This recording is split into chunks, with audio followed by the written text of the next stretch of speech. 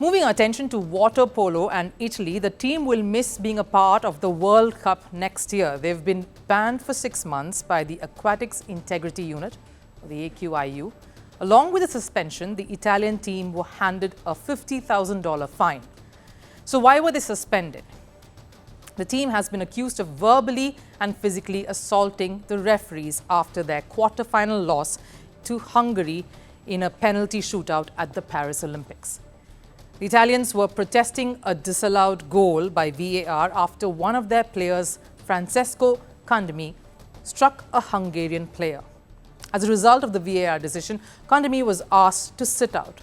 Hungary had a one-man advantage that helped them draw the match in regular time and qualify for the semi-final after winning the penalty shootout. So clearly the Italians were angry. They voiced their anger by verbally abusing the referees during the match and even after they were knocked out of the tournament. But the matter didn't end there, in fact escalated further. The players confronted the match official later in the parking lot as well outside the venue. Now in the past we have seen players getting penalized or sanctioned for such acts, but this is one of those rare occasions where the entire team was getting punished. The main reason is that it wasn't just the players who assaulted the referees, the support staff had a go at them too, including the coach, Alessandro Campana. The coach, in fact, exacted the biggest damage. He even questioned the nationality of one of the referees and threatened him as well. What do you know for water polo? You are from Montenegro. Your career as a referee is finished. During high-intensity matches, it is common for players to lose their cool. But what Italy did here was not just question the referee's decision, but also physically and verbally assaulted them.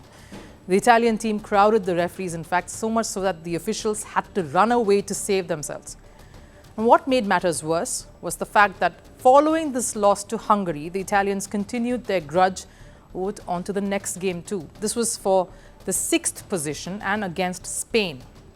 The team turned their backs on their Spanish counterparts and the referees during the ceremonial presentation post that match. And while the Italian water polo team apologized for their actions later on, the damage was done.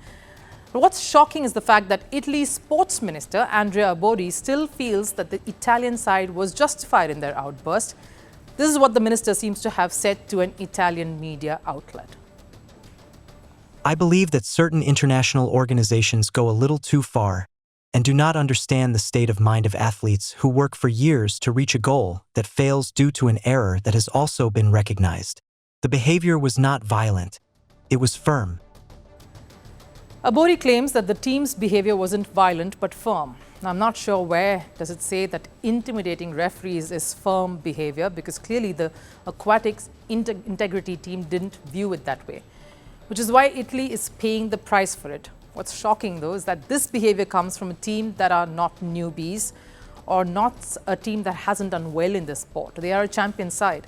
They've won the Olympic gold 3 times, have been world champions on 4 occasions, have a World Cup title in addition to their European Championship titles.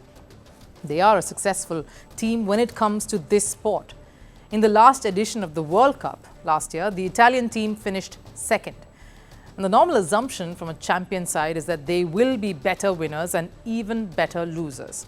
Clearly, that's not the case with the Italian water polo team. It is imperative that a team like Italy sets the right example. That's how the authorities would view it, not heckle the referee over a decision.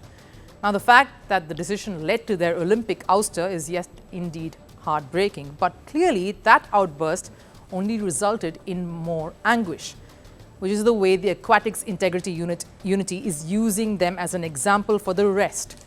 Because if one team decides to go rogue in their approach and walk away without any punishment, then that just shows the authorities in poor light, which would have ended up being an embarrassment for the sport.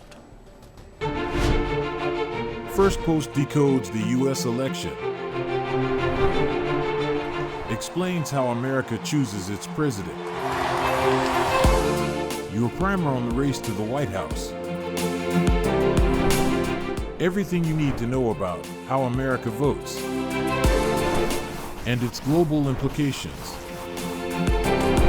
U.S. Election Explained. Every Monday and Thursday only on Firstpost.